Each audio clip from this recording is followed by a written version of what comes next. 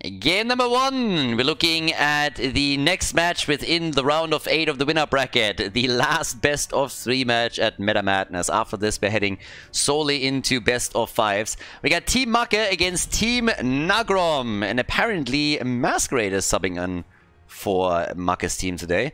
Okay, that's quite a bit of a lineup there, especially with Lauba running the main tank. I'm curious what Masquerade is going to play here.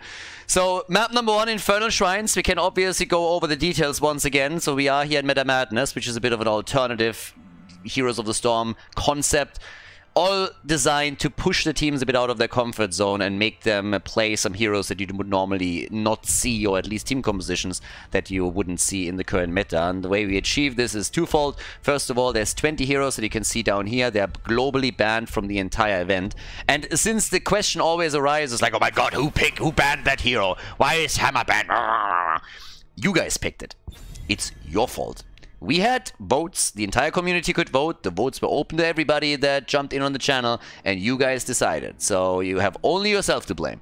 With that being said, another rule of the tournament, outside of these 20 heroes not being available for the entire thing, we also have the rule that every single hero that actually gets played can only be played once within a series. So that's something that makes it quite interesting as we're going through a best of 3 or a best of 5, because with every map that passes, the choices become more limited, and that obviously makes things interesting. And also, you only have to see a hero once in a game. So for example, in the first iteration of Meta Madness, what we did back then is every single hero that was banned in a draft wasn't available anymore, and that resulted in the same heroes being played over and over and over again. And I think this particular version that we are running here is much more entertaining and a lot more fun. So we got the ban on Lunara. We have Anna and Diablo banned out. Team Nagrom with Bishops and his boys over here. I'm still fully convinced that it's just Morgan spelled backwards, and he thought, okay, I need a nickname. I don't know what kind of meaning Morgan has in his life. I'm pretty sure it's not his name, but that is just that spelled backwards, 100%. But either way, Tyrael gets banned. I mean, honestly, you don't know which tank you're banning out, right? Do you ban against Masquerade or do you ban against Lauba? That's already the first problem. I guess it's more so addressing the map and which heroes are strong on it, and Tyrael is definitely one of them, besides Diablo. So, yeah, there's that. And with that, we are headed for our first pick. And Makke's team is stacked today, I gotta say. It's pretty stacked. Now, we get Stitches.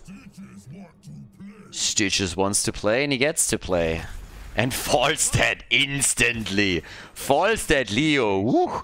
They're not wasting any time, do they? So we have an Entomb into a potential Mighty Gust if you want to try an isolation play. That also picks Falstad away from the blue team, who could have gone into Stitches, Hook, Gorge, and then Falstad with the Gust to isolate their target. So there's a few plays available for them as well that they could have tried to execute here. Yeah, so far we haven't really seen that yet. But, well, there's Tychus. Tychus and Brightwing.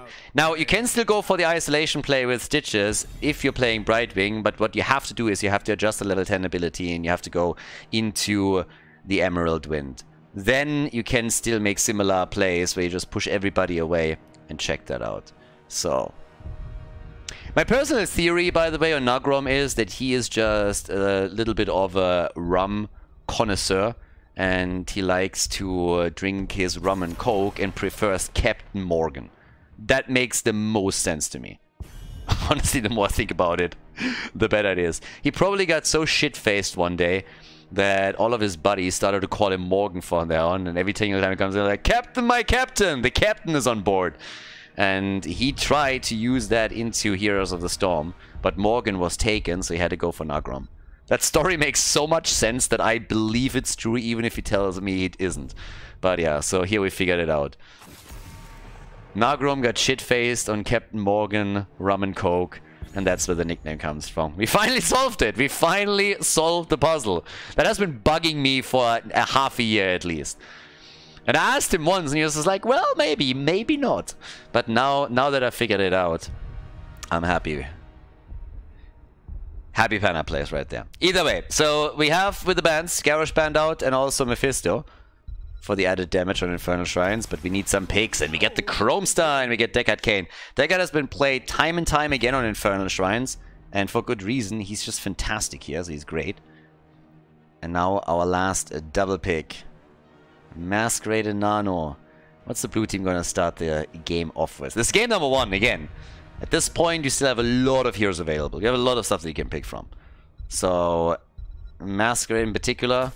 Sonya and Maiev. That's a pretty beastie front line. Nano and Maiev too. It's one of the few games where Maiev hasn't been banned. And Nagrom as the main tank for the team. What is he gonna aim for now? It's actually a little bit hesitant, and we had also a lot of the tanks banned out. Still got plenty available here though, so it's a bit surprising that he's hesitating that much. Alright, it's Varian. It's a little bit anticlimactic.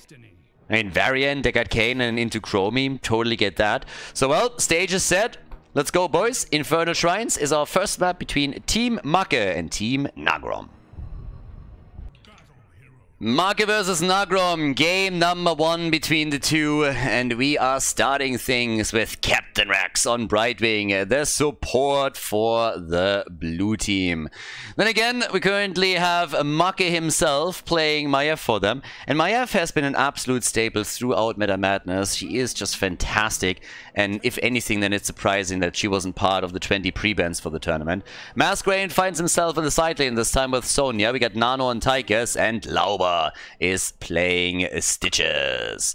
On the right side of the map, Team Nagrom with Morgan himself, the captain on Varian. Absolutely fitting. The hero choice and everything, it just fits. It's perfect. So yeah, we definitely found a bit of a gem there. So we got Iowa on Dehaka Kane, Panda Colada is playing Chromie, Bishops on Falstad, and Fizif is playing Leo. Didn't even see him, honestly. So we have another sub for them over here too. And he's starting things off with the Consume Vitality. Great hero, obviously, for Infernal Shrines. Easy rotations between the lanes. Gets a lot of value on the Shrines too. So they have a pretty decent setup given the Meta Madness rules. The kill potential with Varian, Chromie, Dehaka Kane as follow-ups is definitely there, but they gotta dodge out on all of those Lauber hooks that we are going to get eventually, and I think that's gonna be the biggest threat to them.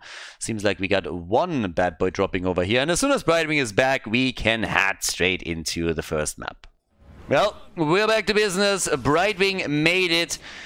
The Fruit Fly making everybody wait here as we are starting things off. On level 1, we got the Patchwork Creation already. As so often with Chromie these days, we're having her with the Dragon's Breathing right there. And they are positioning for the rotation towards the top. I don't think anybody's going to fall for that. But then again, we have seen it in the past. Sonya riding into battle in style. I personally like the White Direwolf a lot. It's a pretty cool mount. Before the money pick came out, that was definitely the best, and it is still very, very good even now. Down to the bottom of the map, the blue team is currently rotating us 4. And up to the top, they are going to go for Masquerade after all. And they are not able to get the kill because Brightwing saved the day. So, good for them. Mini Deathwing being useful all of a sudden. Down to the bottom of the map, what the blue team exploited is the lack of a defense. The only one that was here was the Panda Colada.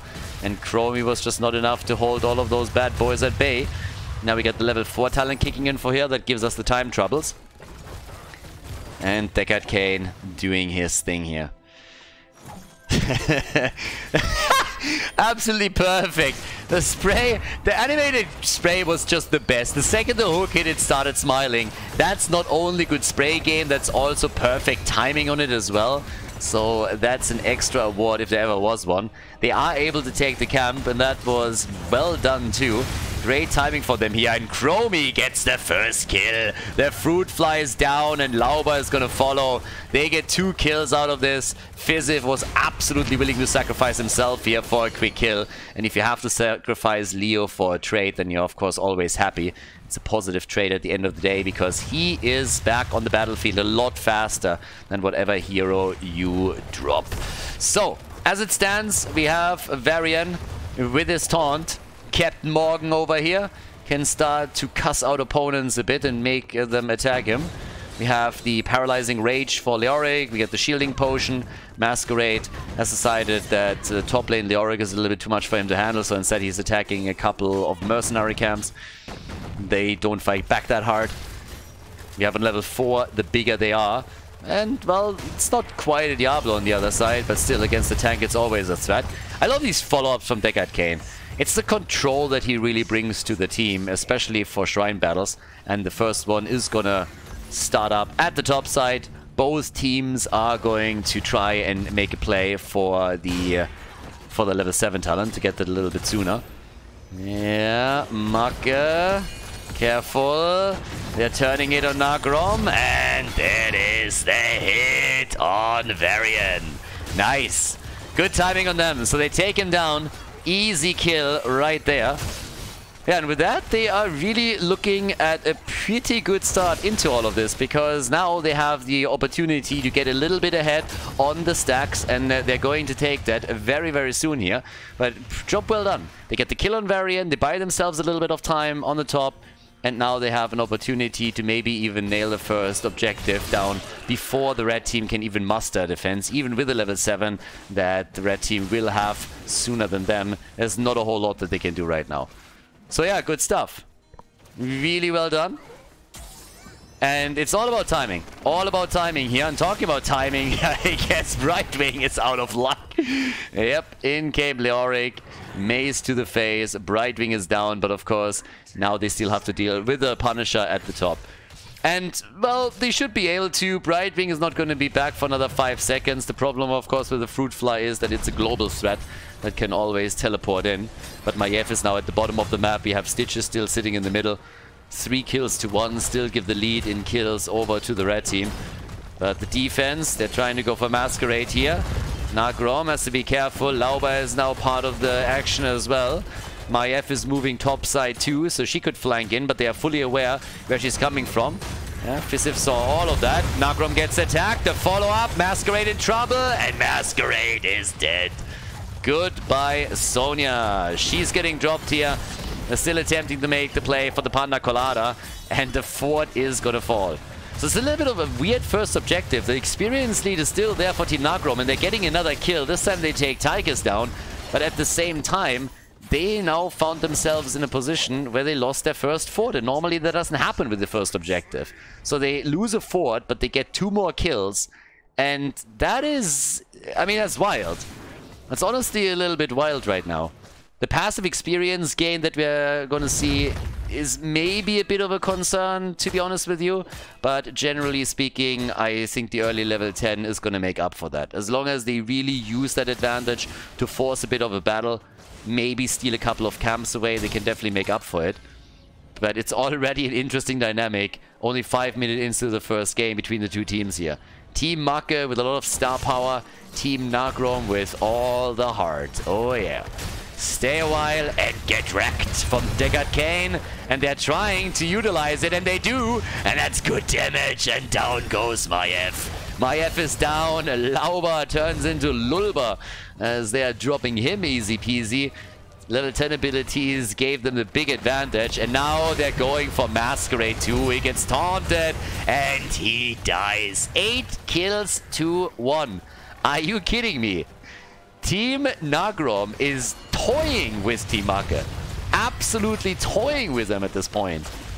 They are just wrecking them here.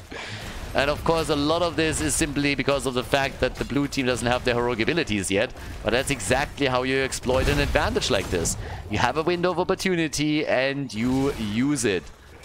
And that's exactly what we're witnessing. But there it is. Level 10 for Team Makke. So we got Leap. Masquerade wants to engage here. And we got even more important, of course, also the Gorge at this point and the Disc. There's a lot of isolation plays that they can now attempt to pull off. Down to the bottom of the map. Bishops is already taking more structures down. The Birdie against the Fruit Fly can snack this up. Talking about snacking things up. Gorge was already used. Nagrom is trying to get away here. It's a little bit too much action for him, though. And he dies. Sonya, whoa, jumping in and getting the kill on Dehaka Kane. Yeah, that was a Solidarity Sudoku from Deckard. He saw Varian die and he felt a little bit bad for him. You know, if your captain goes down, then you gotta make sure that you are showing him a little bit of solidarity. So Deckard Cain was like, yeah, whatever. Way too old for this shit anyways. Came in, committed Honorable Suzuki, and that was the end of the support. So now the two of them are back to business, and that gives them a chance to maybe fight for the next objective. Because at some point, they gotta lock one of these bad boys down, right? Now is the perfect opportunity. They first gotta deal with the bot lane, though. Yeah. 16,000 damage for Nano. And they're starting to go in for him. Deckard Cain. Many a battle we fought together. I don't even know. Did he die in Diablo 3? I think he did, right? Are we gonna see that old geezer back in Diablo 4? Whatever it is, the Chrome Star's in trouble. And Iowa... Yeah, I mean, the battle is still going on. Nobody died here. Like, what the hell? Even with the Gorge and everything. No leap, nothing being used there. Level 13 talents are kicking in for Team Nagrom a little bit sooner. And with that, we're also getting now the Mortal Strike and the Ancient Blessings. Oh, stay a while and listen. Shrines, haha, objectives. Yeah. There's the Odin. And I'm not sure if they can win this, despite the fact that they're doing everything correctly. They have 20 stacks towards the objective, then they pop Odin, and they're trying to lock it in. But if the red team can force a fight right now, they go for Stitches, they go for the big boy, trying to take Lauba down. Not sure if that's going to work for them, it doesn't look like it, and they are neglecting the shrine, which means that it's another Punisher for Team Makke. They didn't even try to force this. The hook doesn't connect, but now we have level 13 and the extended range on it. And the Punisher is starting to move in there. Do you think it's awkward for Deckard Cain that he has to fight on the same team like Leoric? Do you think that causes a little bit of friction? Oh, how does Leo, by the way, drink a potion? That's something I don't get either. Oh, that Entomb. Did he try to trap Nagrom? Like, what is Fizzif doing? At that point, he's a traitor. They paid him off. They paid him. I mean, seriously. Nagrom got completely caught by the Entomb here. And Deckard Cain died. So, yeah, I'm not sure what's going on, but that is definitely highly suspicious what we just saw. I personally think that someone got paid a pretty sum to betray his teammates. 8 kills to 4? That's a little bit crazy. I mean, boys, what's going on? Down to the bottom of the map, Sonya still slamming it out and taking another camp, and that allows them to go for the last fort. They already took 2 down, one at the top and one in the middle. But that was definitely a bit suspicious here. So Nagrom is already back in position. Deckard Cain moving back down. Maiev with a disc, going for Varian again. But maybe the taunt. The gust. Now they need Deckard, the taunt. And Nano's dead. He needs to die here. That has to be a kill. And it is a kill. And off we go. Beautiful Entomb this time. And boom, baby. That's a double kill right afterwards. That is the perfect answer. That's the perfect answer for that kind of play. So right there, they try to get away. First they get a kill on Tychus, then the Entomb comes in. Now they have level 16 too. So yeah, that was glorious. That's exactly what they needed here. The Drain build continues. So we got Leo with the Crushing Hope, the Unyielding Despair. He's still sitting at the bot lane, but the fort in the middle falls, and Sonya is already pushing out the top lane in an attempt to at least create some pressure and save the top fort. Masquerade, yeah, he knows they could. Like, he's actually playing with the gate. I like that a lot, because if he doesn't do that, then he is likely going to get ganked from either side. So he needed to be really careful that he doesn't move out too far and exposes himself to a gank opportunity. But we have level 16 talents for both teams in a second. Lauba hoping for them to go for the camp, which isn't the case here. Leo is by now top side and is taking the peasants down. Yeah. Going full cleanup mode here. I love that Leo is the one that goes for the janitor skin, because again, he's just taking out the trash on the lane time and time again. So with that, we have level 16 with the Horadric staff. Over here, we got the Pulverize. I love that Talon Stitches. It's so amazing. The control that you have over a team fight with it is awesome. What is going on with Fizif here? I mean, dude, what the hell? I mean, he seems nervous. He's trying to imitate Poik or what's going on here. That man... Yeah, a nervous Nelly right here. So he needs to join up with the rest of the team, I suppose. They're attempting to go for the camp again. Stitches isn't here for the hook, so he can't blind hook this one. But there's the objective. Now they're still ahead, heavily ahead in kills in particular. In regards to damage, we have Chromie with the 31,000 here. And now top side. Are they even going for it? Because the entire team is moving down to the bottom of the map. Nagrom is anchoring the play. Bishops is trying to utilize his global. And the rest of the team is moving God knows where. Apparently they're trying to just wrap around super safe towards the top lane. But the birdie is still attacking the bot and he's taking a tower down here too. Chromie already has her level 20. They could even pressure this further. But I guess at this point they really... Oh, that's unfortunate. Hook and the disc on the same target. Yeah, that's some cooldowns burned already. Okay, the bird is in the mid lane. Still pressuring this out, taking some of these towers down and escorting the catapult and everything else in. Nobody is really coming down here, but Sonya is still controlling the shrine and getting the hits together. Lauber was looking for the gorge on Chromie, but couldn't get it. That's only a snack anyways. I mean, that's not even a full meal. So I wouldn't go for that either. But there's pressure in the mid lane as the entire wall has been destroyed and the birdie has moved back down to the bottom of the map. They're looking for level 20 here. They're giving up the objective, just playing the side lane. And why wouldn't they? That's a lot of value that they're getting right here, right now. And even in the middle of the map, they're doing a bit of damage. Forcing Medivh back. So yeah, even the keep takes a few hits. And the same is happening at the bottom of the map. Makke is being forced to deal with it. And nobody can push. So yes, the objective has been taken by Team Makke, but they don't get anything out of it. I gotta admit, I'm really impressed by Team Nagrom. Looking at the names... I mean, I don't want to take the piss out of them, but if you hear about Fizzit, Panna Colada, Iowa, about Nagrom and Bishops, then you're not really putting that on the same level as when we're talking about Makke, Lauber and Masquerade. So with the experience and just from the calls, I would have expected the red team to do a lot worse. But the way that they're calling the game here and the decisions that they're making are really paying off for them. They gave up an objective, they got mad value in the middle and the bot lane. They started to attack both of the keeps and that's pretty solid. I mean, if anything, I would have expected that kind of decision making and those nerves of steel out of Makke's team, but far from it. I mean, Makke took over shot caller priorities and also drafting responsibilities when he played for Team in Miami. So let's not forget about that. The guy has like tons and tons of experience in competitive play. Maybe not the same. The same is not really true for Masquerade, but at least in the post-HEC era, he did really well. Lauber, of course, was part of the competitive scene for a lot longer too. Not quite as successful as Makke in the bigger scheme of things, but also one of the top players for sure. But as it stands now, we have level 20 abilities for the red team, and they are definitely in the driver's seat on this one. So right now, look at the blue team.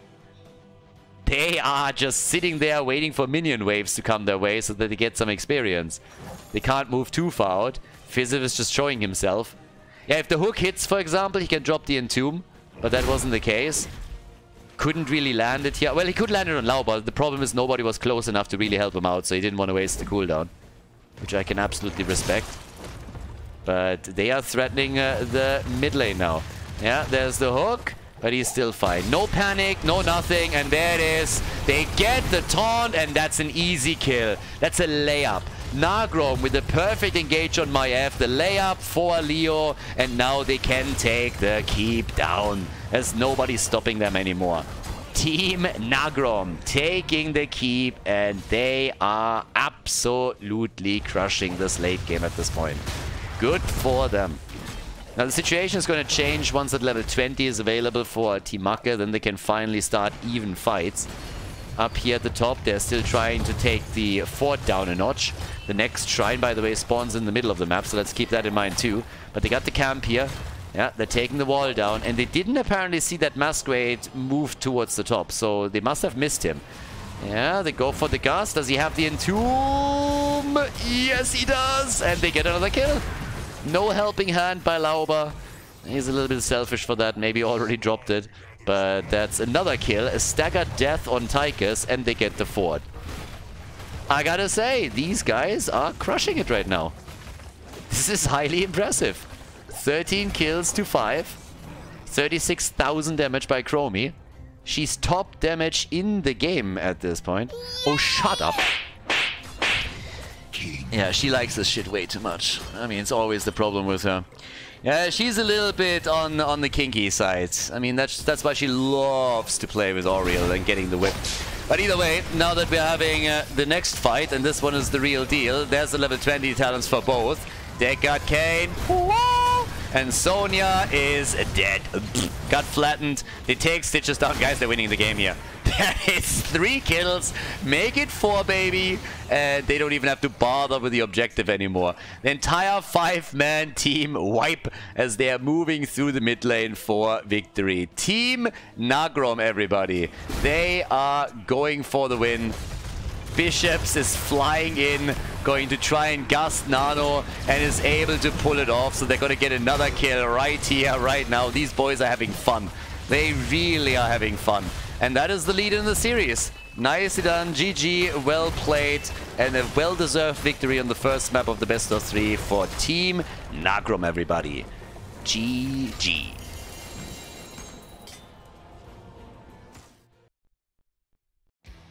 Before we head into game number 2, make sure that you subscribe to the channel if you haven't done it yet, so you don't miss out on any future content here on Khaldor TV.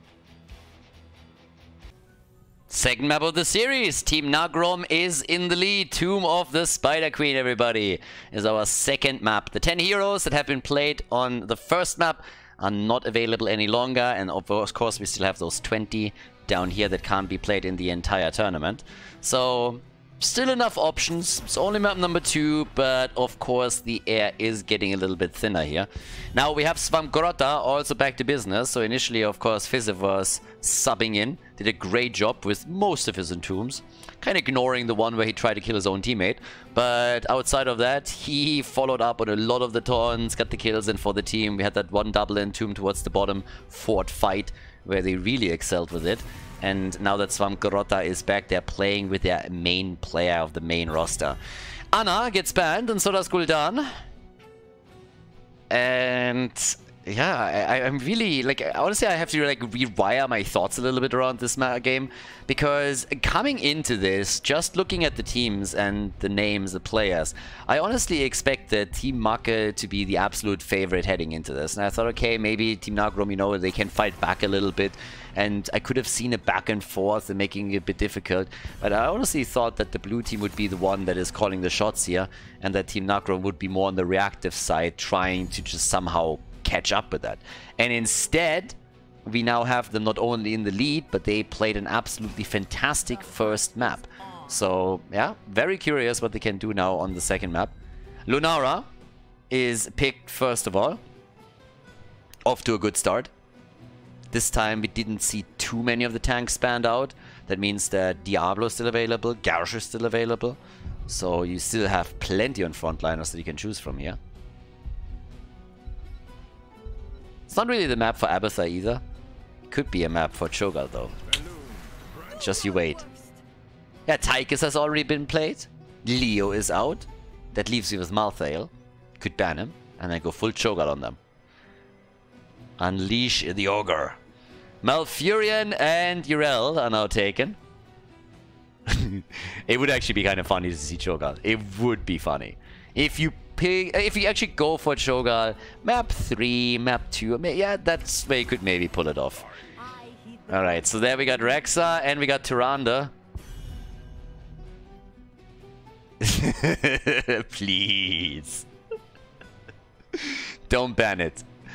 Like, hope dies last, but I'm really sitting here and I'm just like, come on boys, allow it. Just don't ban it. Let me keep hoping. Imperius, they get rid of Imperius. I didn't want to see Imperius anyways. Okay.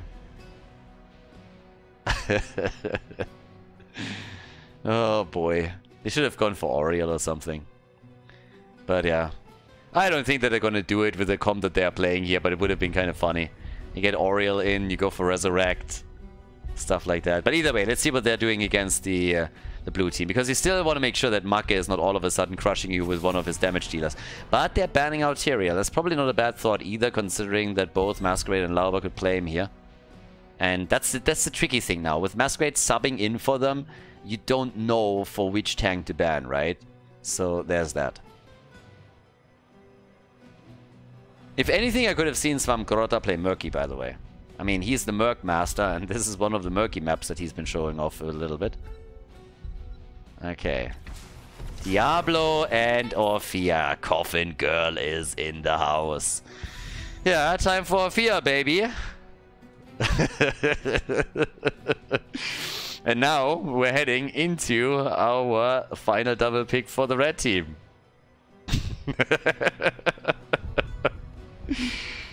Oh, come on. What's it gonna be? This is the thing with Meta Madness. The suspense is killing me every time. Garrosh and Greymane. Boring. Alright, so we get the Greymane action. Give Dibbles the bullet. But yeah. Okay, so with a Nano on the final pick, they still need a bit more damage. They definitely don't have enough with only Orphea. So what are we getting from them? Ah, it's Jimmy! Jimmy! Off we go. Jimmy in the house, everybody. And with that, we're heading into map number 2 of the series. Tomb of the Spider Queen, Team Nagrom against Team Makke.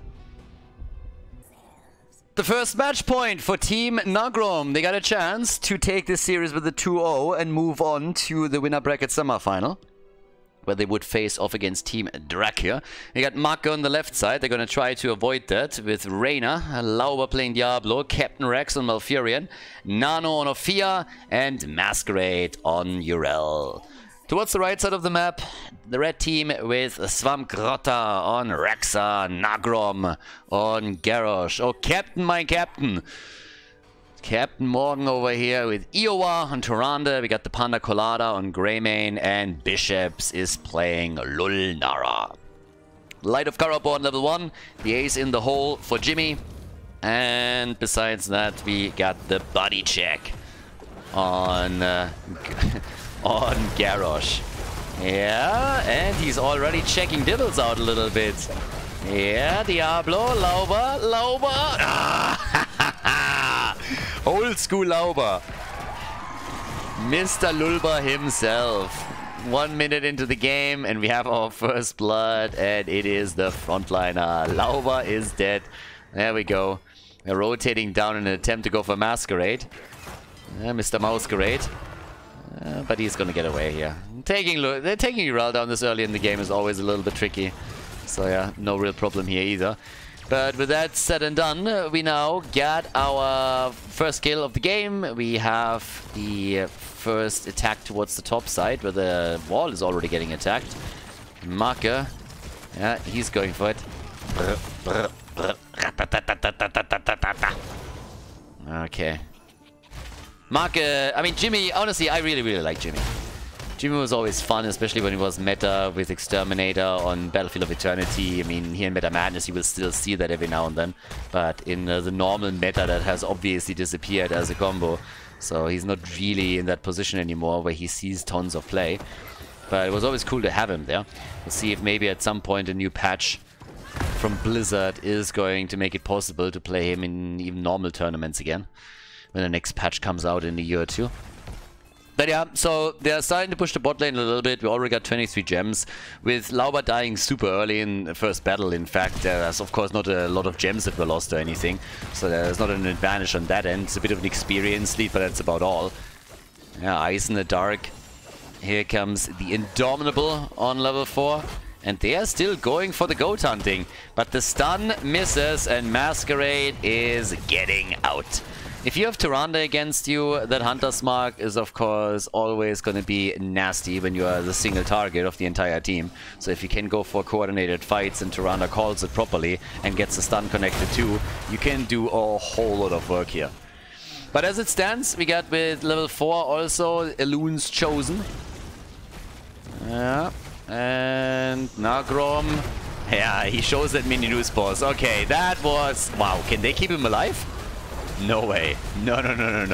Nagrom is down, and they're going for Tyrande. So they get the double kill. Tyrande and Garrosh, they're both dead. I think they recovered the gems. No, not... Well, yeah, quite a few of them. Not all of them, but they recovered a couple. They're still falling behind on the gem count, so Team Makke is now starting to take the lead here. Might even be able to get the first turn in soon, TM, because they still have 25 that they're holding, so there's an opportunity. Bishops, topside, still waddling around a little bit, has 11 gems at this point, and they are hoping to interrupt for as long as they can. Level 7 is of course gonna play a bit of a role too. Oftentimes we have the first objective on the map by the time that level 7 kicks in. Not just yet though. And towards the bot lane, Masquerade, still hobbity hop. Misha, yeah, Misha wants to go for the goat here. Misha wants to take a bite or two. That bear is hungry, and Lauba is in trouble. I guess the Hunter's mark was applied there too, but they couldn't quite get the kill. Now once the Panda... they're doing quite a lot of damage all of a sudden on Lauba, and that's another opportunity to maybe flip him back. Lauba is about to die. They're body blocking him, there's the throw, and that's the end of Dibbles. So yes, they got the kill. And they're hoping for more, of course. Nice place by Nagrom as he's throwing them back to safety. But maybe they... for a second I thought they had a chance of taking Malfurion down. Captain Rex was a little bit far to the front towards the end of the fight, but then the rest of the team came through from the bottom and drove a wedge between them. So now there's the turn-in opportunity for Team Nagrom. And, well, the captain himself has to be careful and pop the Indomitable as Malfurion lays down the lawn. Hibbity hobbity, get on my property. So, Garrosh gets away. Still our 1 versus 1 at the bottom of the map, but the turn-in attempts at the top continue. Nagrom on the move, another flip, another stun, straight into the tower range, and Lauba gets out. Haha, close call by him. But that flip from Garrosh nearly made it possible for them. It seems like Rexa was able to turn in, so good for them. 2 kills to 2. And now the first web weaver wave is going to start touching ground. Masquerade has 25 gems down here. If they at any point can rotate over and take him down, that would of course be the dream. Eliminate 28, 30 gems from them? Whew. You know that would be sexy.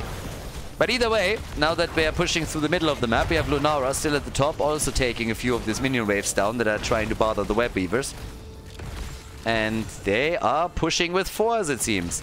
Yeah, Makke, little bit aggressive, trying to go straight up to the top. Problem is that Nagrom gets caught and they want the kill, and they get it. That's unfortunate for the red team. That backfired a bit. They were looking good and they even thought they could take Jimmy down, and then that happens. It's a good stun still from Tyrande. We got 13 stacks also for our boy Rexa, the man with the mask. They're still hoping to get Masquerade, I suppose. But that's not quite possible. Not with Nano now also coming in. They have the earlier level 10 though, but it's not a big gap. The Bullet, Thornwood Vines. No surprises. You know, Fia is going for the Crushing Jaws. And, well, Makke is still fine here. Went into his Raider, so he can use him for scouting too, but there's the taunt and the kill. Nice turnaround though. The attempt by Makke to get the kill here. Nagrom again all alone, but he gets the heals. And Tyrande keeping him alive. Job well done. I love this tank interplay between Diablo and Garrosh the entire time. There's so many cool interactions between the two, and Nagrom is really giving it his all. He's doing fantastic. So we got 3 kills to 3, and it's a very, very close game up to now, especially compared to the first one. Diablo died 3 times, Garrosh died twice, so really close on that end too. Bit of damage at the fort at the bottom of the map.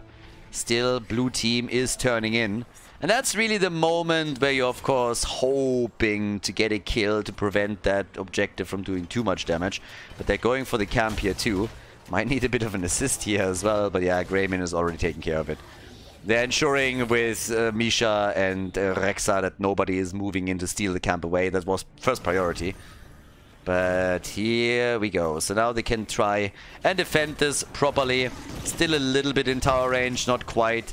But it's the bot lane that they have to worry about most, because that's where we're having 3-4 heroes now for Team Makke. And Yuwa is coming into. Lunara is still all alone at the top lane, taking the web weavers down. But I guess that Lauber's team is hoping that they can take the fort at the bot lane apart. There's a first stun. Nagrom still in the thick of things. There's the ult as they're unleashing the boars, trying to slow them down a little bit, allowing Nagrom maybe to move in for another flip. Misha is ready to cover Garrosh as he gets attacked. 27,000 damage by Lunara. She's dealing with the mid lane now, and they have only taken the fort at the bot lane down to 50% HP. And Lunara is done in the middle, collects all of the remaining gems, and could now start to move down towards the bottom of the map, or just back up towards the top and push the lane out. And that's exactly what she's doing. Yeah, trying to put the team a little bit further ahead on this. And there is another turn-in available. So Team Nagrom already has enough gems for another turn-in. And Team Makke is close. So they are very, very close. And oh boy, ult being forced. I don't think that they can go for the camp though. And they might be caught too hard. Ooh, pushes him out of... Oh my god, the choke point. And Garrosh tries to get the gems and get away. 35 gems and he makes his way out. Yes, no, I don't think so. No, Nagrom. No. Yeah, that one hurt. That's 35 gems gone. They have the early level 13 thanks to Lunara still pushing the mid and the top lane out, but it's now 6 kills to 3. And that hurt. That hurt a lot. Now Bishops is trying to get value, but that is real trouble brewing for the red team. There's another turn-in for Team Makke. They get it. It's 13 to 13 talents. And to be fair, the top fort has nearly been destroyed. Lunara was a bit afraid that there's a rotation coming her way, so she moved back out, or she could have actually gotten it. But this is still a bit of a nightmare scenario. Losing this many gems is a huge problem. And they have to somehow get kills now. I honestly don't know how. Maybe if Nagrom gets a flip, if he all of a sudden learns how to throw the web weaver over the wall, that would make things easier. I actually don't understand why that doesn't work. That should definitely work. That fucker can actually throw pretty much everything. If there's like Odin, he just throws it in Arco and he doesn't give a fuck. He throws everything. Like he lifts with the knees and it's fine. But a web weaver, like a stupid spider, he can't throw that. Are you kidding me? I mean, something isn't quite right there. So yeah, come on, buddy. Try it a little bit. Practice makes perfect. Just go in and give it a shot. I'm sure you can. You gotta believe in yourself. Chaka. Yeah, 1 fort down, second one about to fall. There's the attack. But Dibbles in trouble. Stunned out. Can they get the kill here? Nope. Instead, it's Nagrom that's going to fall. The Tranquility keeping Diablo alive, and also the rest of the team as they are pushing through the top fort. Rexa is at the bottom of the map, dealing with this. And, well, this is starting to fall apart a little bit. Team Makke, they are making all the right moves. They took 2 forts down, they went straight for the boss afterwards. They know that Garrosh isn't here, so there's little that they can do. And, yep, that is more top lane pressure. We have a turn-in opportunity for the red team, so technically they could try to trade now the boss for the turn-in. But Urel is obviously at the bottom of the map to try and prevent that.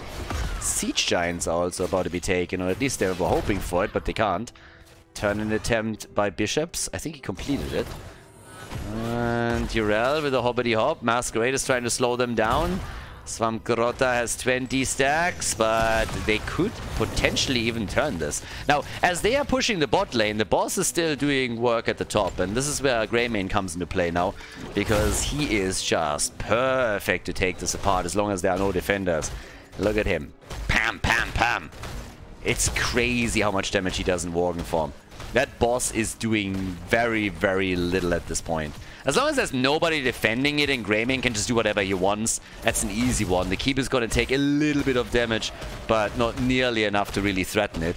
Level 16, that's a bigger problem. So Team Makke has the talent advantage now, which means that the red team has to play passive. They need to be a bit more careful and just sit tight, sit back here. So, yeah, let's... Masquerade. I don't think they really can go for a kill. I'm a little bit surprised that they're even trying. They have level 60 now, but they still gotta pick the talents, and they're currently in the process of doing exactly that. Rexxar, eager to feign his own death again. The worst actor in the universe is getting ready. And we also got the Empower plus the Executioner. The Star Wood Spear. And a little bit more pokey happening. As Tyrande still YOLOs the hits out. Okay. Top lane, gotta be careful on that.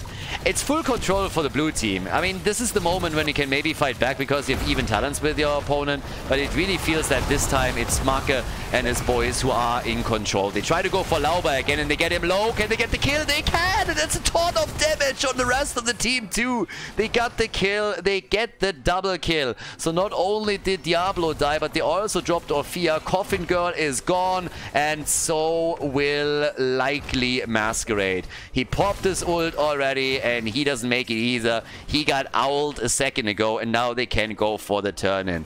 Great battle.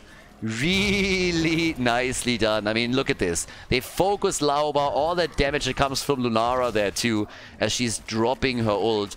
And now there's the big opportunity. Now this is a bit of a meme though, because it seems like, well, the Web Weaver is not going to really travel too far. Actually? No. I gotta walk all the way. Web Weaver's just sitting there like, are you fucking kidding me? You want me to walk all the way over there? Do I look like I have a Fitbit? I'm not counting steps, bitch. So yeah, they don't like that at all. So they're going into the middle of the map instead, with the exception of Rexxar, who's down at the bot lane. The top lane fort is going to fall one way or another. I mean, that's not in question. The question is more so, what else can they do? So they're starting to come into the mid lane, trying to take that down to the bottom of the map. I guess another fort will fall. As long as they're taking the outer ring of defense down, that's a big win for them. 7 kills, 2-6. And this one is down to 50%. They could still poke this a little bit further. Leading experience obviously is there. Ooh, Makke forcing the tranquility. One fort at the bot lane has been destroyed. The one at the top lane has also fallen. And this one is still on the run. So slowly and steadily doing more damage. Over here they're taking the remaining 4 down, Greymane being a big part of it. Another quick taunt, they go for Nagrom. Masquerade a little bit too eager beaver as he's trying to come in, nearly gets cocktailed by Greymane. The ult of Orphea goes nowhere, and while they're fighting it out in the middle, the Web Weaver at the top is starting to go straight up for the keep. And guys, this might be keep. Yeah, or not. That poor Web Weaver just got wrecked. Absolutely wrecked. Was in the middle of dropping another one of the waves and then gets murdered. Jimmy hasn't died yet in this game. Neither has Malfurion, by the way. But there's the lead, and they have another turn as an opportunity. Now, Makke is trying to intercept it, or prevent it. Intercepting the turn in here. But I gotta admit that Team Nagrom is fully back in this game, and they are ahead. But that is bad news, because that's going to be their main tank gone. But they're trying to shut down Masquerade, who has to ult it up again. And everybody else is apparently able to get out. And not only that, they just killed Malfurion. Did he just get kicked away by Urel? Oh boy, if you die such a pathetic death that your own teammate comes in and just kicks your corpse around a little bit just for the lulz, then you know something went horribly wrong. So now they're turning in whatever they have. They can call another set of Web Weavers down, but I guess they're going to wait for Garrosh. And that's going to be the big opportunity to go for the keep. I mean, maybe even more than that. They just need some kills. And Urel has used her ult, so let's not forget about... Oh, that is a risky play, boys. Urel is still at the bot lane. She shows bot lane, so that is risky. They're trying to... I would love for them to keep the aggro a little bit longer. But yeah, they were trying to force Urel to rotate up top so that the Web Weaver at the bot lane can do a little bit more work. But yeah, job well done. Now, anyways, with level 20, they have the advantage that gives us the kill command. And Tyrande misses the stun. Can you imagine Masquerade dying here? That would have been an absolute dream for the red team. Shooting star, and we got the Forest Wrath. And now they can move through the middle and go straight up for maybe even victory. Now the blue team wants to wait until they have level 20, but if the fight in any way can be forced before that's the case, that would be fantastic. And the 2 keeps are, of course, what they're aiming for at the least here. So Team Nagrom, they're going to get the keep in the middle, and the one at the top is going to fall for sure too. But less level 20 now, so both of the teams on Storm Talons. That gives us the Raiders roll already. They make a play for Lauba, the flip! And he's still alive. But for how much longer, that's the question. He's going to try and barbecue them again. The keep in the middle has now fallen, and the core is getting attacked too, but Urel dies. Tyrande. Tyrande is dead. Core is taking a little bit of damage down here. Got opened up.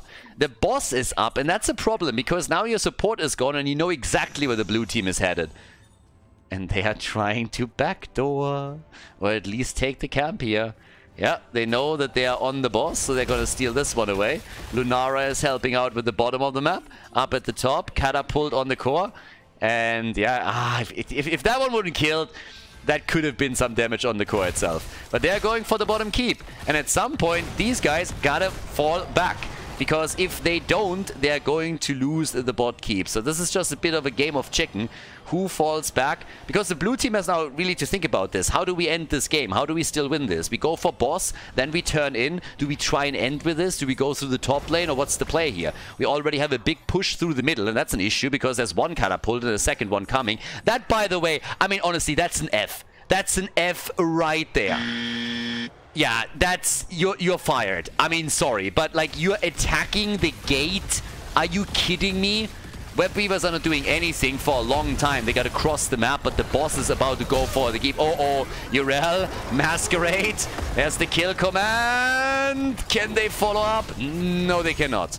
So the keep is gone, but so is the boss, and therefore the chance to go for core. So this game is not over by any means. Mid lane Web Weaver has already been eliminated. The one at the bottom of the map is still moving through. And the owls are traveling and traveling and traveling. Hogwarts to the face time and time again. Hedwig is losing a feather or two, but that's about it. It's actually mind-blowing that they still have a fort. Middle of the map and they still have a fort. That's funny. But yeah, up at the top, I don't think that the Web Weaver here is going to be able to do too much. They're obviously waiting for the blue team to make a bit of a move. The owl just keeps traveling, and here's the push at the bot lane. Nagrom, he knows what's up, so they can meet this full on here. There's still catapults in the middle, by the way. Yeah, that fort is a huge problem, because there's no counter pressure from the blue team. And it's actually amazing. Team Makke might well lose this 2-0. So, yeah, here's the play. Once again, maybe even for the camp. The owl is hitting, and it's hitting hard. And the catapult is once again on the core. And another wave is already moving in as this one gets destroyed. Talking about getting destroyed. Here comes the Tranquility. Can they get Nan? Oh, they want him. They can't get him. But Nagrom survives as well. Greymane wanted to go deep for the kill. Nagrom has to save him and might now die as a result. Garrosh is crushing it. I mean, seriously, Nagrom is doing such a fantastic job on Garrosh in so many of these fights. I know he has 5 deaths. Absolutely correct. But at the same time, he has now saved allies multiple times, thrown himself into the line of fire to deal with the situation, and has once again survived right here. And the mid lane is still getting pressured. And the longer this continues, the longer this game continues, the more those catapults scale, the more of a problem this is going to become. So we have both of the teams with the same amount of gems, they had the same amount of turn-ins. There's the catapult at the core this time, but of course now they got to deal with it, and that's exactly what they're going to do. But this is going to be a theme throughout the rest of the game. 98,000 damage for Lunara. 98,000. She is going to join the 6-digit club sooner rather than later. Boss is going to be back up in what, 2 minutes? Yep, 2 minutes. And Bishops is still dealing with the bot lane here. The next team fight is likely going to decide the game. You take a decisive battle and you kill 3 heroes and you can go core. Don't even have to go for Web Weavers, but you can. A lot of scouting tools available for both of the teams. And everybody is afraid that they are stepping around the corner and all of a sudden get met by 2-3 heroes and get bodied into the ground. So it's all about the next big engage here. Who can make the play, who can collect the gems, who can push the lanes out a little bit, who can get momentum. When are the camps popping up again? Down to the bot lane, yeah. They're rotating in again. And always checking the bushes. The same way we just saw it a second ago. Haha, this is so close now. This is really, really close. Misha gets attacked. A little bit more poke happening. Double catapult at the top now. Yeah, so that's already good for them. And the third one is coming. So someone has to deal with that. And there's the first camp that is back up on the map. So now Team Nagrom knows exactly where they are possibly dealing with the next push. But here's the turn in. Yeah, since they moved away, they can now all turn in. Again, it's not enough to get a full Web Weaver wave, but every single gem counts, and it of course safeguards them. So, you know, you're not going to lose out on any of this. And makes it easier then to accomplish the next wave. We're 23 minutes into the game already, so there's that. Yeah, and more poke is happening. And the camp, obviously, as long as Lunara pokes from a distance, doesn't stand a chance. Lunara is, by the way, not the only one that is closing in on the 6-digit club. We also have Greyman at 92,000, so he's hitting the 100k very soon too. The Owl still traveling. Yeah, get another hit. Nice! Look at that damage against Nano. Holy shit. He's like, boys, I don't want to be here. Yeah, he didn't like that at all. The vision, and then Bishop says, hey, don't mind me. Oh boy. Yeah, that hurts. That hurts a lot. And they're getting closer and closer to a turn-in. So if any of these two teams is having an opportunity to get a turn-in soon, then it's definitely Team Nagrom. They got 12 gems. How much more do they need? Well, that puts them at 59, so another 6. And they're good to go. Yeah, that gets them real close here. Alright. And maybe they can turn in at the bottom as well. Now, the boss is back up on the map too. There's so many things that you could technically go for now. Urel, again, getting a little bit murdered here. Good hits from Bishops in particular, and also Tyrande. I mean, she's hitting one hit after another. Look at her damage. Tyranda's at 54,000 damage. 54,000. Compare that for just a moment with, for example, Jimmy or Ophia. She nearly has as much damage as they do. Owl after owl after owl is just hitting, providing vision and hitting the targets. And now they're closing on that turn-in that I spoke about a bit earlier. Yeah, they only have a few more left, but here's the fight. Or potentially Nagrom. No, he's fine. More poke from Bishops. Only 4 gems are missing, and then Team Nagrom is gonna have the turn in. And guys, look at this. They gotta send someone down there. Someone needs to go down there. They are on a timer right now. Diablo's in trouble. He's dropping. Nagrom, though, he gets killed. Nagrom is dead. Nagrom dead. The bottom keep is in trouble, but they could still try to go for the turn in here. Bishops is dancing around it time and time again, but there's a turn-in opportunity now for the blue team. The bottom keep is gone, double catapult. The core is going to be attacked soon, but they're turning in as we speak, and that is going to give them the Web Weaver wave. They go for the camp. Core are the catapults locking in on it before the minion wave spawns? Yes, one is. So they are trying to take the shields down. Maybe someone will have to fall back after all, because that core is going to take some damage, but the Web Weavers are on their way. They can't lose anybody right now. They gotta survive. Core is at 70%. Guys, this thing is getting wrecked. We're in Winion territory. It's Winion time. Core is currently at 50%. The Web Weaver is finally on the ground. 40%. Someone needs to get the fuck back. 35% on the core. The fight continues. Lauber. Oh no, they can get the kill. Tyrande is dead, but Diablo, he's coming back. Greyman. Greyman wants it. Greyman, can he get it? He can't. They're desperate. They're too desperate. 31%. 31%. They're pushing, and Lunara is on her way too. Lunara! They're backdooring the shit out of them. They're backdooring the shit out of them, and this looks like victory. This looks like a win. Can they take it? Masquerade, Diablo, and Lunara is dead. Lunara is dead. 18%. The core on the right side of the map has already taken damage too. They're all over the place by now, but I think them trying to sneak it loses them the game here.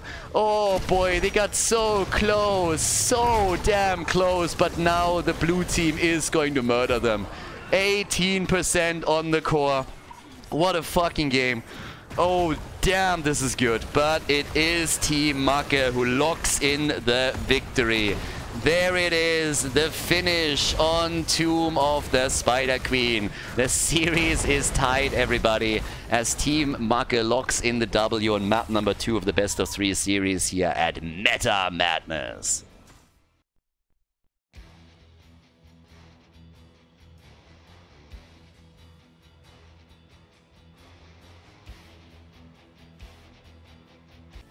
Towers of Doom, it's once again the 3rd map. And, well, this is going the distance. So the final map in our match between Team Nagrom and Team Makke. The winner goes to the winner bracket semi-final and will face off against Team Dehaka. And, of course, now we had 2 maps already, which means that the 20 heroes that have been played on the 2 maps are not available anymore. And in addition to that, the 20 down here are also banned out. So that's 40 heroes that are missing from the hero pool. And you can ban a few more during the draft. So this is where things will get wild, potentially.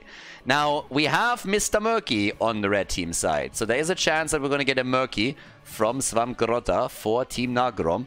And there's obviously a lot more shenanigans that could be pulled off by both of the teams now.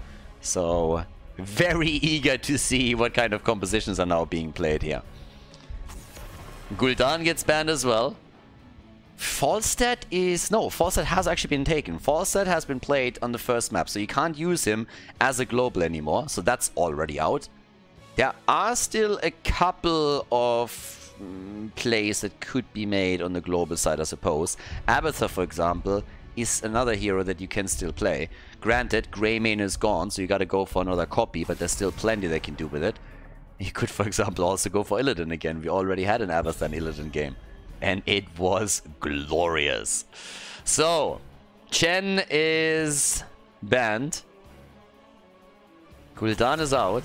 And they ban Uther. So the supports are getting targeted again. Yeah, and what are we going to get as the first pick? This is where things get really interesting. Because as I said, you got the Slug, you got Murky. You can play a lot of cool shit here now all of a sudden with this many heroes being banned. They're all hesitating. Lauber gets Tyrael. This time Tyrael has not been banned, and they instantly take him. I'm actually lying, they didn't instantly take him, but they definitely debated it right away. And then a few seconds later, they made their choice. So now you have Tyrael. And keep in mind, it's not only heroes that can be influenced by Meta Madness and all of these heroes being banned. It also influences potential choices on your heroic ability. You can, for example, go Judgment. There's no cleanse on the other side. You go Judgment and blast them to pieces. Lily and Cassia. Alright. Lily and Cassia are starting to kick things off for the red team. Yeah, going for a little adventure over here, as it seems. Let's see how that works out for them. That's a lot of blinds, by the way. So if you want to play Tyrael with Illidan, which is definitely a thought, then now you're up against a double blind already. Morales and Zul. Zul can start the rotations. And we got Lieutenant Morales played by Captain Rex. That's a lot of military ranks that we have over here. Now we just need the sergeant in the house, and we have a full structure. But alright, so now we gotta go for a few more bans. What do you ban out here? Morales and Tyrael for the defense. Mephisto, that's actually a good one. That would have slipped past me. That's a good thought. Mephisto would have slipped past me at this point, that he's still available. What do you ban against Team Nagrom here? What do you ban in regards to the side lane? You already got rid of Chen. What else are you afraid of? D.Va! Alright. D.Va is banned. I mean, we still have a couple of play. Honestly, I would have been more afraid of his Murky than anything else. And I'm memeing only to an extent. We've seen Murky a few times, and Swamgrotta in particular would play it. But there's tons of side laners still available. This is only the third map. If it were in a best of 5 and on the final map, that's a different story. But I don't necessarily think they're going to go for the frog here. Imperius and Jaina. Alright, Imperius, Jaina. We got Cassia, so a little bit of burst damage. Makke's team with the final 2 picks. Lili against Morales is just amazing.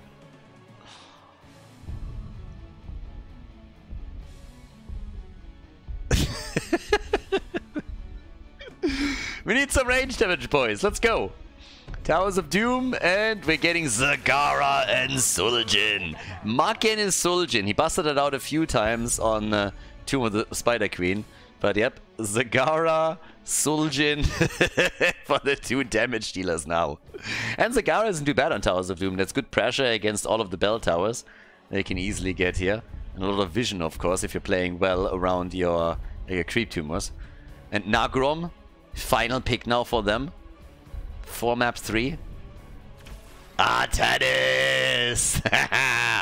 Yeah, that's the only thing that you gotta do. Ban 40 heroes out and then all of a sudden Artanis becomes pickable. So, let's go everybody. Map number 3, which team drops into the losers bracket and which team moves on to the next round of the winner bracket here at Meta Madness. Game 3, let's go baby! Team Makke against Team Nagrom. We got Captain Rex on Morales, Makke on Suljin, so we could get the stim drone Suljin here. Just has to play around all of the blinds on the other side because that's definitely going to be a little bit tricky. Nano on Zagara, we got Lauba on Tyrael and Masquerade on Zul. But, yep, they are definitely stacking the blinds up on the red team. Nagrom with Artanis, we got Svabgrota on Imperius, Bishops playing Cassia, Iowa and Lili, and the Panda Colada is playing Jaina. So, yeah, Makke needs to be real careful on how he's playing this one out. But again, your choices are limited at that point. It's game number 3 already, and we've had quite a few damage healers banned out or played already. So here we go. The brawl in the middle, and instantly we're having Artanis trying to be useful with a big swap. And that didn't look too bad. So now they put Lauba into trouble, and Morales has to deal with all of that. But yeah, absolutely amazing. So we have some really cool games already. And another nice swap, and this one against Zagara. So she's a little bit on the squishy side, and they're trying to exploit that right away. Captain Rex paid attention, though, and makes sure that Zagara does not fall this early on. But yeah, good shit. I love it. And holy hell, Nagrom, dude, is beasting it here. Holy cow. Artanis. The crowd is watching, and everybody goes, viable, viable, viable. He hasn't won the game yet, boys, so don't call it yet. But I gotta admit that Nagrom is going to providing some sexy swaps here. People are getting dizzy that so many is swapping around. Yeah, Nagrom is doing work with his reactive parry on level 1. We got Morales, by the way, with the life support. Now they're going for the camp up at the top.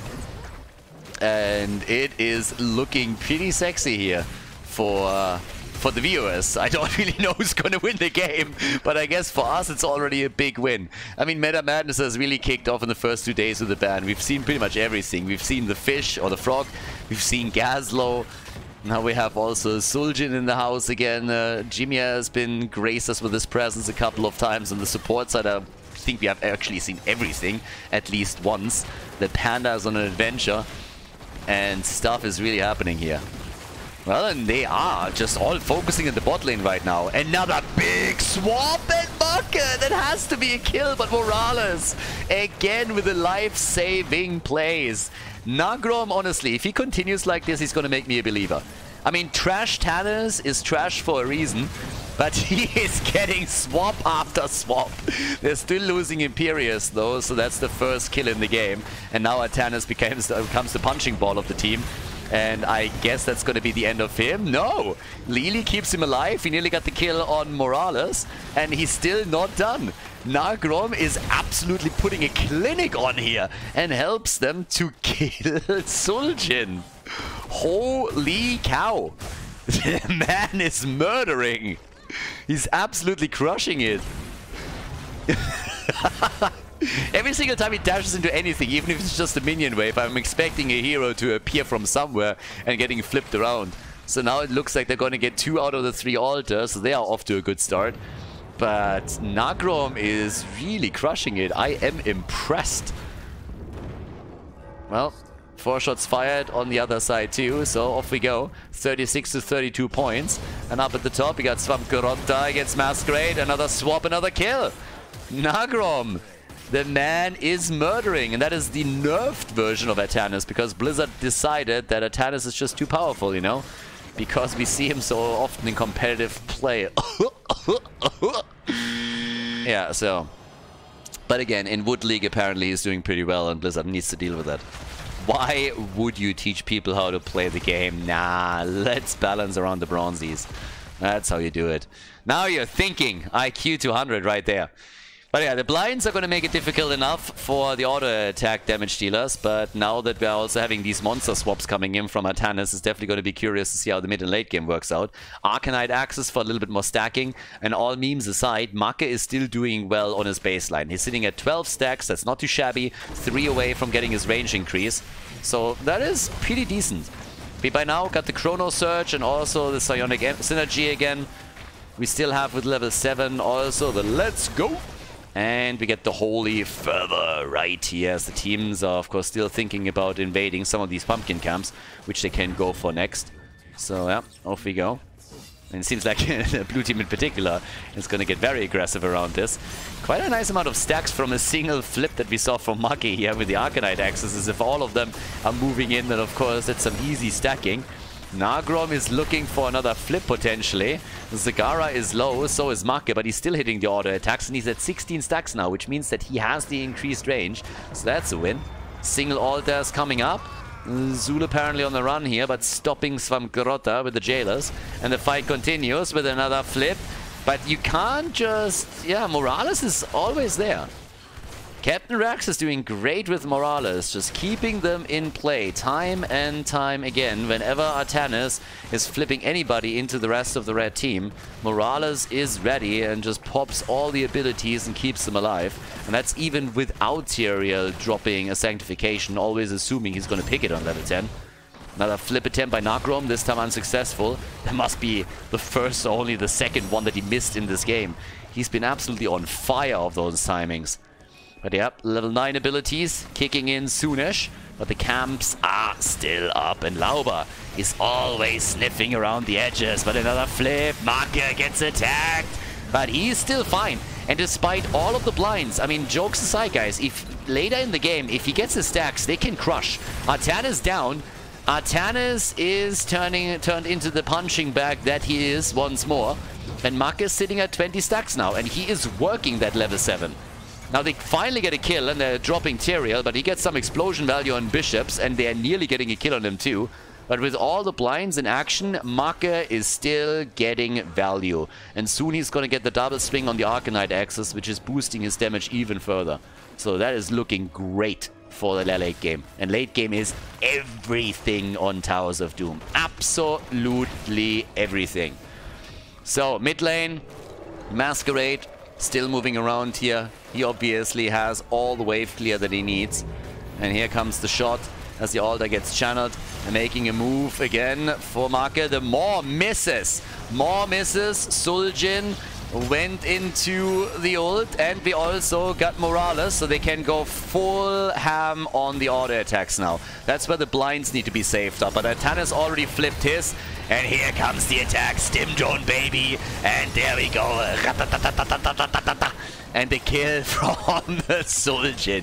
Easy kill from him. Atanas is dead again. Yep, the punching ball is down once more. And the viable calls are, well, getting a little bit more quiet here. But cool games. Awesome stuff here. And so far the third map was pretty interesting too. Now again, guys, if you haven't done it yet, especially the boys watching this on YouTube, there's a link in the video description. Make sure that you check out High Tech. Even if you're currently not in the market for newer hardware, make sure that you click the link and browse around in the shop a little bit. If they see some traffic coming from the tournament, that's always good for the stream, that's good for the tournament. And if you would like to have more of these tournaments in the future, that's the way to go. Costs you 3 seconds. about as much as Svamgorda was able to survive here. Actually, he makes it. No, he doesn't. So yeah, it doesn't really cost you any time, but it really supports the stream and also the tournament here. So make sure that you click the link in the description of the video. And if you're actually looking to improve your system a little bit or were thinking about getting a new one, what I would heavily recommend is that you are actually going for a bit of a chat with one of their guys from the support line. They can really help you, especially if you're not quite sure what to get. If you tell them if you want to stream, what you want to do with your system, they can help you out. And we had a lot of people in the community already using that. And everybody has been very happy. Yeah, Suljin has been very happy here too. Not only does he get the Sanctification, but he pops the ult and he gets more stacks. So now he's getting double swings on the level 7.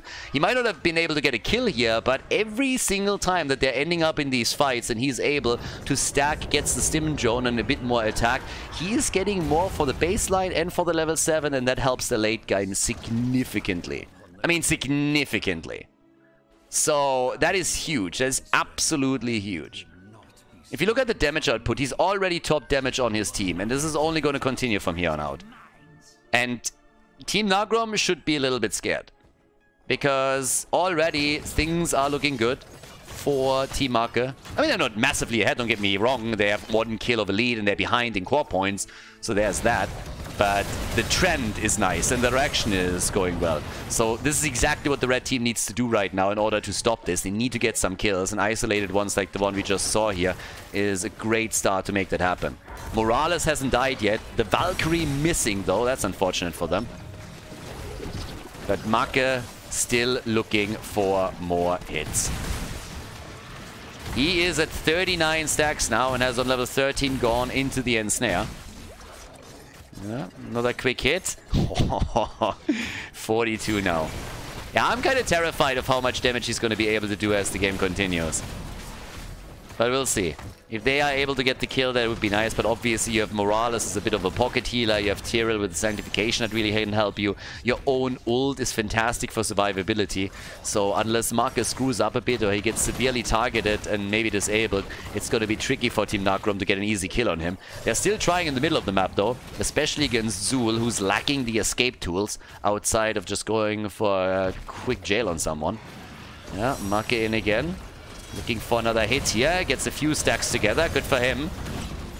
Here comes the flip attempt. But Trash Tannis gets right away attacked. The blind is already out. But so far the stim drone hasn't been used yet. Makke goes for his ult. No! Oh, the balls of steel to not use an ult there. Trash Tannis is dead again. Gets murdered. And Makke just continues the party.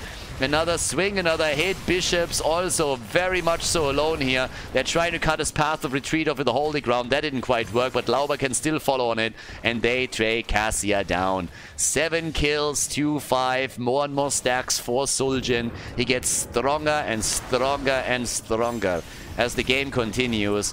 And they're on an absolute killing spree right now.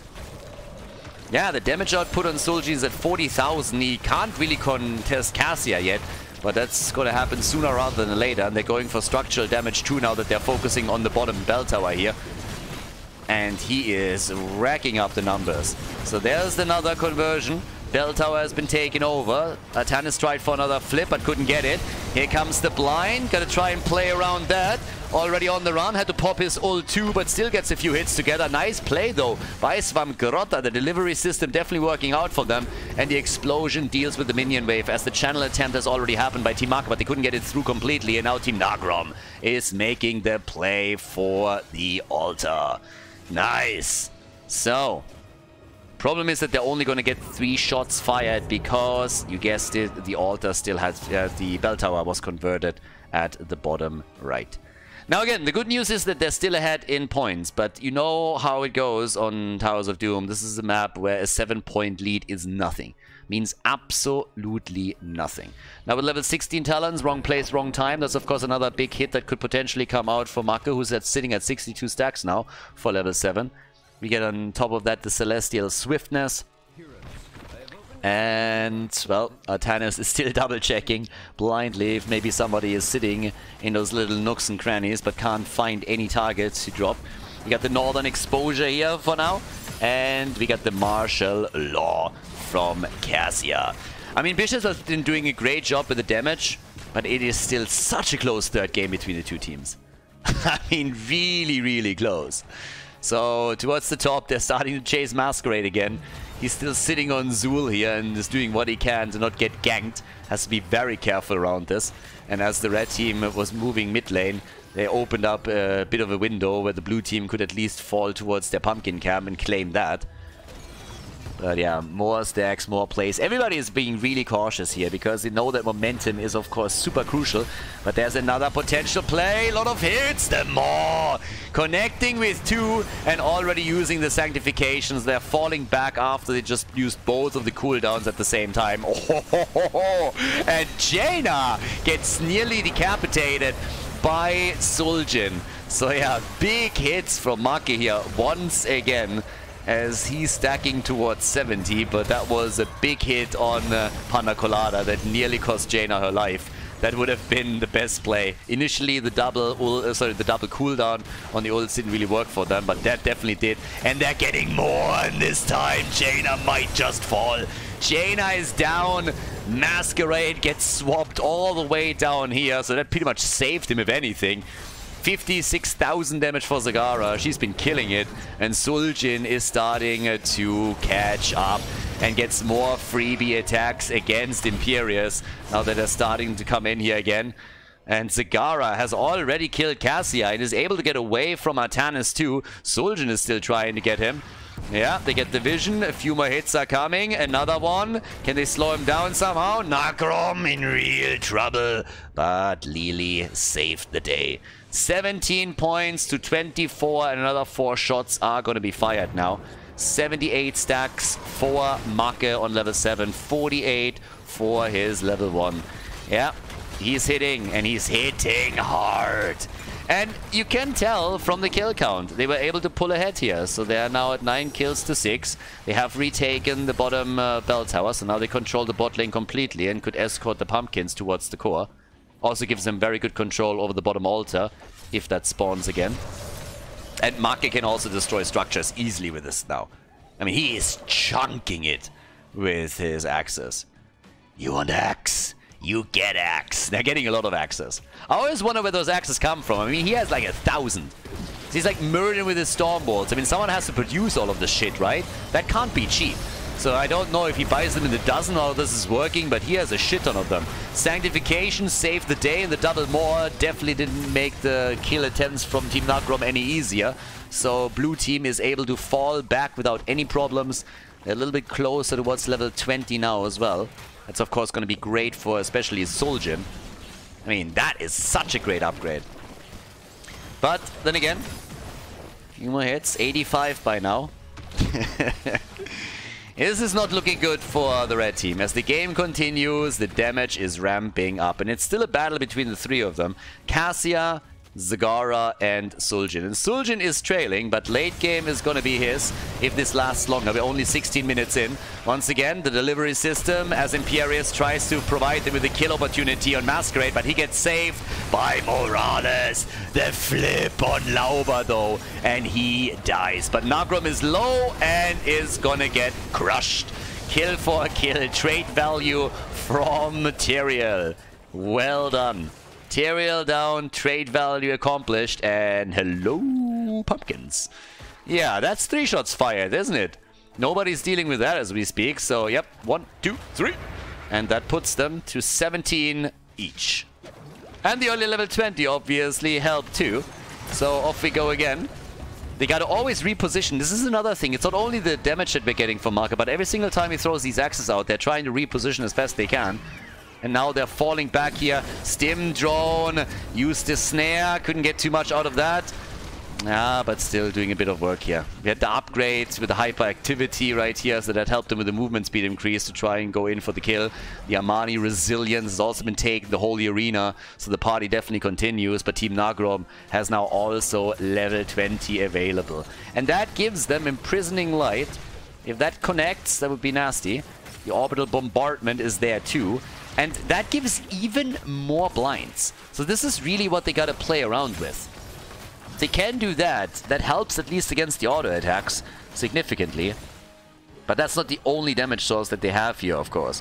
So they're trying to retake at the bottom. This is game 3, everybody. The loser goes into the loser's bracket. Duh. And the winner will move on to face off against Team Drak here in the winner bracket semi. But yeah, it's quite the party here. It is spectacular. This entire series was just an insane back and forth the entire time. And now they're putting everything onto the bot lane as they're trying to hold this. Yeah, Artanis, oh boy, gets hit hard by the Axis. Hard. But it's always the source that can just move in, get a quick flip, and maybe provide a kill for them. If he gets one of those on Zagara, for example, I don't know if Morales can react in time. She's going to try. Captain Rex is obviously crushing it, but it's not going to be easy. And they're still poking out the bottom bell tower, and they are retaking it just in time for the altar spawn. Good job by Team Nagrom. That definitely gives them an opportunity to fight this one again. And of course, they're going to have the fountain up as well. It's good for them. 80,000, 87,000 damage. The 2 heroes on the side of Team Makke on the blue team, they are the ones that are absolutely carrying the numbers now. 71,000 for Cassia is just not enough. The 4 shots get fired, pops them down into the single digits. 17 points to 8. 17 points to 8. And here comes the flip, but he doesn't get it. Makke is able to get away. And didn't even use his ult here. Hyper activity to save it for them just with the movement speed. Couldn't get into range for the auto attacks. But honestly, at this point, the big source of his damage is the Arcanite X spin. Now, don't get me wrong, the auto attacks, they're hitting hard too, but let's not forget that they're having a shit ton of blinds here. So if he can just get those axes out time and time again, that is already doing a whole lot. Holy ground, and talking about the axes, there they are again. Sanctification! And it's time for the damage, it's time for murder. Artanis low, Panda Colada about to fall, he's the first one to die. Jaina's already dead as they're trying to go for Storm Butter again. Lauba also getting a little bit hammered as Artanis is trying to go for the kill, and he can't get it. Instead, we're having Artanis fall, and it's Makke with the auto attacks and his ult that is driving the agenda here. 132 stacks by now for him on his level 7. He is just crushing it. The baseline, 73 stacks for him here, and the numbers are exploding. Zagara is carrying this to the 6 digits as well. 99,000 damage for her as is, and this is just absolutely insane. I mean, this is crazy at this point. So much damage from the 2. Zagara is murdering it, and so is Suljin, of course. And here's the hyperactivity again, and he is going through them like hot butter through cheese. Taking one hit after another. The kills are coming. 104,000. Suljin has taken over. He's top damage in the game now. Top damage, the stacks are there. Makke and his boys, they are going for the boss. This needs to be the end. Jaina's the only survivor, and Makke is just crushing it. Suljin coming in for the big hits right here. That is the end of the game as Team Makke wins 2 in a row and advances to the winner bracket semifinal. Congratulations. They take the W on Towers of